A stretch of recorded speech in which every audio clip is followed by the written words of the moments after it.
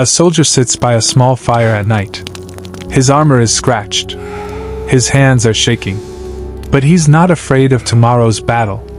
He's afraid of how he might die. Not by sword, not by arrow, but by something unseen. Something that burns even water. Something that poisons the air. Something that turns a small wound into a death sentence. War has always killed, but some weapons were so terrifying, so cruel, that even ancient civilizations said, "This should never be used again." When we hear the word banned weapons, we think of modern treaties, chemical gas, or nuclear arms. But the idea of banning weapons is not modern. Long before international law, long before the United Nations, ancient people already understood something dangerous. Some weapons don't just defeat enemies. They erase humanity from war. This is the story of 4 ancient war weapons that crossed moral limits and were later condemned by history. Imagine fighting at sea and watching fire crawl across the surface of water. Greek fire was a weapon of terror. Developed by the Byzantine Empire, this secret incendiary weapon could be sprayed onto enemy ships, instantly igniting them. Water couldn't extinguish it. Panic couldn't stop it. Sailors jumped into the sea, only to burn alive. The recipe was so secret that it was guarded like a state religion. When empires fell, the knowledge vanished with them. Greek fire saved Constantinople. But it also introduced a terrifying idea.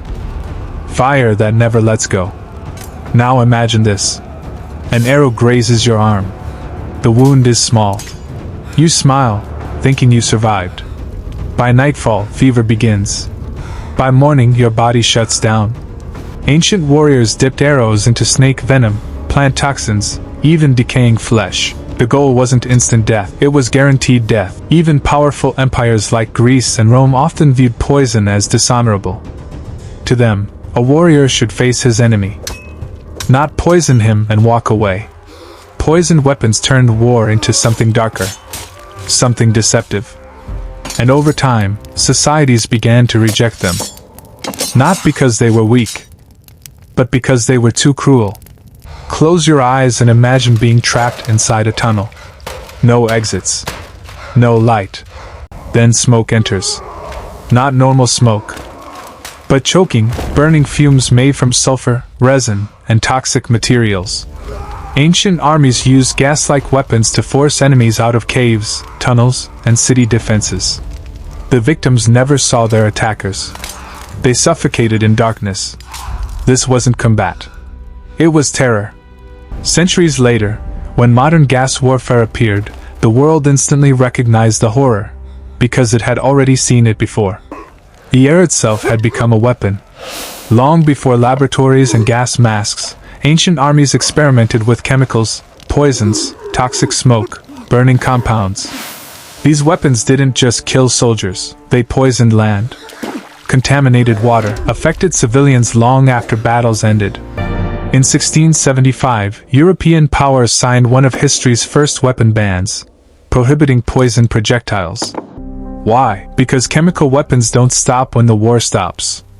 They linger. They spread, they punish the innocent. This realization would eventually lead to global bans centuries later. But the roots of those decisions were ancient.